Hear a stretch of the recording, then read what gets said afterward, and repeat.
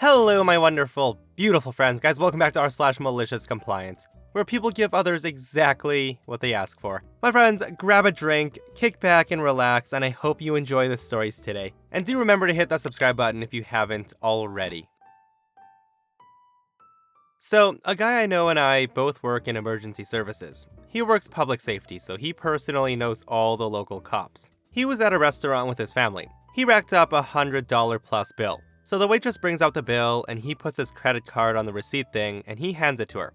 She comes back a few minutes later, tells him that she can't charge the meal to that card because he doesn't look like the picture on the credit card. Well, that's true. The guy had lost 150 pounds in the preceding 2 years. He tells her, "Oh, that is me. I used to be fat." At this, she says, "I'm so sorry, sir. You don't look like the picture. My manager won't let me run the card." He tells her, "Well, I don't carry that much cash, and that's my only credit card, so what do you want me to do?" She replies, "I don't know, sir, but I can't charge the card if you don't match the picture." At this point, the guy looks at his kids and says, "Well, kids, you heard the lady. Free meal." The manager then comes out and says, "Sir, you're gonna have to find another way to pay for that check." He tells her, "There isn't another way. I gave you my card, you refused to charge it, so that's your problem now." The manager then says if he leaves, they'll have to call the police. So 10 minutes later, the cop shows up, and the cop instantly recognizes him and says, "Oh, hey Josh, what's up?" Josh then tells the officer, "Oh, they won't take my card because it has my fat picture on it." Now at this, the cop tries very hard not to laugh, and he says, Yeah, ma'am, I can vouch for him. He's the same person as that picture on the card." The manager then says, "I can't charge the card if the picture doesn't match." The cop then tells the manager, "So he's tried to pay, and I've confirmed he is who he says he is. And that picture on the card is him, and you still won't run the card?" Manager then tells him, "I'm not allowed to, so no." At this, the cop turns to Josh and says, "Well, Josh, you heard the lady. Free meal." Josh and the cop then proceeded to stand in the parking lot for another 20 minutes, laughing and talking, while the manager glares out the door from behind the hostess stand. I often ask him if he's been back to that restaurant, and he said he got a new card recently, and he did go back. Just him and his wife. Different waitress though, and he never saw the manager. He ate, paid, and left. It was a Longhorn Steakhouse, if you're wondering. Guys, I don't understand what happened here. Like, yeah, if the picture doesn't match, then it might be fraudulent, but man, when you have a police officer who personally knows the guy and vouches for him, and you still don't believe him and you don't run the card, it's on you at this point. And it does suck that the restaurant did lose out on over $100 that day, but hey, like I said, it was on the manager at that point. So this story happened about 15 years ago. I was working as a server in a chain restaurant during the summer, while I was home from college. I had gone to a party one night. I had gotten hammered and ended up passing out in a bush of this big field. I woke up the next morning feeling pretty rough, and gradually saw large patches of poison ivy popping up all over my body. By the end of the day, it was absolutely horrendous, head to toe, and I realized that I had slapped in a patch of poison ivy. I could barely move. I went to the doctor, who put me on steroids and bed rest. I was scheduled to work the next day, and I called my supervisor to let him know that aside from not being able to move my limbs because of the swelling, itching, and pain, that I looked awful, and I should not be serving food to customers. Now, my supervisor was a prick about it, and he asked me questions, trying to poke holes in my story, and he demanded a doctor's note. So I called my doctor and had one sent to him. The note cleared me from work for at least a week. A few days later, I get a call from my manager. They're slammed on a busy weekend night, and they need me to come in. I remind him that I do have a doctor's note, it hasn't been a week, and while I'm feeling better, I'm covered in oozing sores. He tells me, "Hey, you've had long enough. Come in now or you're gonna be fired." So I think, fine. I put on shorts, my polo shirt with the company logo, my name tag, and apron, and I head to the restaurant. I get to the hostess stand, and everybody around me just stares at my skin with their jaws dropped. I tell the hostess that I was called into work, and I would like to check in with the manager about where my section's gonna be. She tells me he's busy in the party room, helping out with a very large group, and that I probably shouldn't go in there. It was at this point she offers to go get him, and tries to get me to move to a more conspicuous place. I told her, no, I was told that I'd be fired if I didn't come to work today. So I walked straight back to the party room, tapped my manager on the shoulder, and loudly and cheerily said, "Hi Joe, I'm here for my shift. How can I help?" Now at this, his eyes widened in horror, and he told me to immediately go back home and asked what I was even thinking coming into work like this. I then loudly said so everybody could hear that I was feeling better, that my sores weren't that bad, and he told me I was going to be fired if I didn't come to work. He then told me to go home, which I did. Now, this wasn't the first incident where the manager was an absolute prick, and I called to quit the morning of my next legitimate shift I was scheduled for, after the poison ivy cleared up. Props on OP for walking into that room full of people and putting the manager on the spot like that. That boss sounded like a complete idiot. But this person in the comments says, to be honest, I feel that the manager might have become like this because of some bad employees. I've been in a busy work environment where we get effed over by people calling in sick when they're actually not, or just straight up not showing for shifts. But yeah, threatening to fire after the doctor's note was a dick move. Guys, not only that, I think he could have gotten into a lot of trouble by forcing an employee to come to work when a doctor legitimately gave them a week off. So, flashback to my very first year of teaching. I was a 21-year-old middle school teacher, fresh out of college and extremely green. I was admittedly shaky when it came to parent communication though. Now, it was quite intimidating to speak to a parent as an equal when you're less than 10 years older than their children, and many of them were old enough to be my parents, which made things really awkward for me. So enter Mom. Now, Mom's daughter Diva did absolutely nothing in my class, except stir up drama. She was also extremely rude and obnoxious, and she generally did anything but her work. Now, student grades are easily accessible at all times through this online parent portal, so I've always been of the opinion that parents should never be surprised by grades at the end of the quarter. So the end of the second quarter is drawing to an end, and I get an abrasive email from Mom demanding a parent-teacher conference with an administrator present. Of course, teachers are instructed to meet with a parent anytime they want a conference, so one of my assistant principals sat in on the meeting. From the moment Mom sat across from me, I knew where Diva got her attitude. Mom was belligerent, she was accusing, and she was rude. She began to angrily accuse me of causing her daughter to fail, saying it was all my fault. She told me that basically, I should have done everything under the sun to make sure her daughter didn't fail. That I should have contacted her early, I should have sent home extra copies, and I should have been checking Diva's agenda, etc, etc. While I admittedly should have called her early, her chewing me out in front of my boss was the most embarrassing moment of my career, and she knew exactly what she was saying. She was trying to ruin me. My assistant principal worked out a compromise that went like this. So since Mom didn't want a lot of phone calls, because apparently she's a busy person, it was agreed that I would write a note to Mom and Diva's agenda every Friday about her grade and her missing work. Now I was embarrassed and chastised, and I could barely look my boss in the eye. So I resolved that I would comply to the fullest, so much that I would be annoying. I would be above reproach so that she could never berate me like that again. However, I never could have imagined the incredible events that followed. So in the weeks that followed, I not only wrote in Diva's agenda, but I printed off lists of her missing assignments, progress reports, and I sent letters home, and stapled them to her agenda.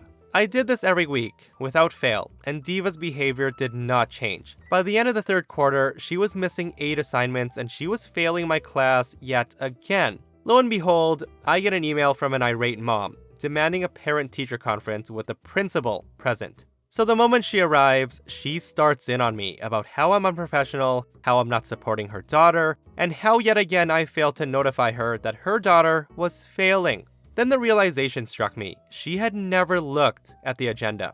I had painstakingly stapled progress reports, letters, and missing work into her agenda for nearly 3 months, and she never once checked. And that's when a grin broke across my face. I said to her, "Hey, can we look at Diva's agenda? I think there's something you should see." So Mom leaves the room and she comes back with Diva's agenda. I begin flipping through the agenda, showing her every single page I wrote on or stapled. I said to her, "Now, if you'll notice, I've written in Diva's agenda and stapled progress reports, letters to you, and lists of missing work into her agenda every single week since we last spoke, as per the agreement. Are you telling me that you didn't check her agenda once?" Now at this, I can see the blood drain from her face, as she realizes that her credibility with my principal is now gone. I then say to her, "So at this point in the quarter, it's way too late for your child to turn in makeup work. Please be sure to be checking your child's agenda every Friday for an update concerning her progress. In order for your child to be successful, you need to be involved. Do you have any questions?" At this, the mom stammers with excuses and apologies for not checking. I could tell that my principal was stifling laughter, so I knew that I'd won. Mom left very quickly, and I never received one of those harsh emails again. Diva's behavior didn't improve at all, but I rode the satisfaction of that W all the way through to summer. Typical entitled parent in this one, guys. My daughter's failing. How come? It's all your fault. What's wrong with you? Well, ma'am, your daughter doesn't do the coursework. So guys, I have a friend who's a teacher who gets berated by parents all the time. He tells me parents will often come in and yell at him, asking what's wrong with him, rather than taking a look at how much work their child is actually doing. Like, if 99% of the kids are passing and your child is failing, maybe have a talk with little Diva instead of berating the teacher in front of her boss. So I drive Uber in a major metropolitan area. On this day, I pick up a rather unpleasant, rich and snooty, holier-than-thou, let me speak to your manager type of lady for a 30-minute airport trip. We'll call her Rhonda, since Karen is overused. I say to her, "Hey Rhonda, how you doing this morning?" At this, Rhonda rolls her eyes and says, "I'm gonna need you to hurry up, or else I'm gonna be late for my flight." As if it's my fault that she didn't plan ahead better. Whatever, cranky Uber passengers are nothing new. So the GPS I use keeps up with live traffic, and it adjusts the routes accordingly. So usually, you would take road AA to get to the airport. However, it appeared that there was an astronomical traffic jam of epic proportions, and taking road BB was actually much faster at the moment. There's millions of dollars invested in this GPS technology. It knows what it's doing. So I start to take BB road, and Rhonda says, excuse me, where exactly are you going? You are an Uber driver. Do you not know how to get to the airport? I tell her, well, I actually think this road is gonna be a lot quicker. The GPS does take into account, and then she interrupts me and says, I've lived here for 17 years. I think I would know how to get to the airport by now. You take road AA. It's not that difficult. Why would you drive so out of the way to get to the airport? Ugh. I begin to try to explain to her that the GPS that I use shows a traffic jam, but she won't have it. She literally starts calling me every name under the sun, and she says that she's gonna give me a bad review if I don't take the road she wants me to take. At this, I smile internally and say, as you wish, ma'am. So I take the road she wants to take. Fast forward about 45 minutes later, and we've traveled a grand total of just over 3 miles. She's definitely gonna miss her flight, and she's livid about the situation. Meanwhile, you can see road BB in the distance, and the cars are just smoothly traveling at full speed. First time in my life that I've actually enjoyed sitting in a traffic jam. Total satisfaction with this story, guys. And the funny part is, you know that woman left a bad review for something that's her fault. Okay, so a little bit of context. My brother is huge. Like, freakishly huge. He's a goddamn marvel of nature, and a sight to behold if you don't expect to see him. My brother's slightly over 7 feet tall. He's almost 7'2" when he's in boots, which he's always in because, why not, right? At the time, he weighed somewhere between 300 and 330 pounds. In between terrorizing villages and kidnapping princesses, he was also going to culinary school full-time and working a full-time job as a sous chef at a restaurant. Since he generally knows what he's doing and he doesn't have an attitude problem, he got promoted up the ladder pretty quickly, and he was viewed by staff and management as the unofficial manager. He was there for about a year before getting me as a job as a busboy for extra cash. Now, my brother is the sweetest man you'll ever meet, but because of his sheer size, he's gotten a bit of a reputation as someone that you don't want to mess with. So one night during the summer, I wasn't too busy, all things considered, until a large party of nearly 20 people or so show up, and they decided to make life hard for the staff. They all order a variety of steak, but no matter what was given to them, there was always something wrong with the dish. One guy screamed out, "I asked for my steak rare, but this is far too rare." And while the adults were terrorizing the staff, their kids were terrorizing the customers. They were running around, screaming their heads off, while climbing over chairs and empty tables, while the other busboys and I are trying to clean them up. They all talked down to us, and they treated us like we had learning disabilities when we had trouble dealing with their insane demands. They were loud and obnoxious, and they were berating the young waitress assigned to them, who's a particularly sweet 19-year-old girl. Now, she got the worst of it when she stopped a kid from playing so close to the kitchen, where the servers were coming in and out of. She said to the boy, "Sweetie, I'm sorry, but you're gonna have to go back to your table." At this, the kid says, "But why? I wanna play." She tells him, "You can't be so close to the kitchen, sweetie. Someone might step on you." At this, the kid goes back to the table to speak to Dad. Dad stands up in a huff and he barrels down towards the waitress and says, "Excuse me, what did you say to my son?" The waitress tells him, "I told him he shouldn't play so close to the kitchen. He could get hurt or knock into servers." Now, of course, at this, the dad says, "Who do you think you are, speaking to my child like that? I want to speak to your manager." Now, she did try to explain, but the dad was just yelling at her, asking her if she was deaf as well as dumb.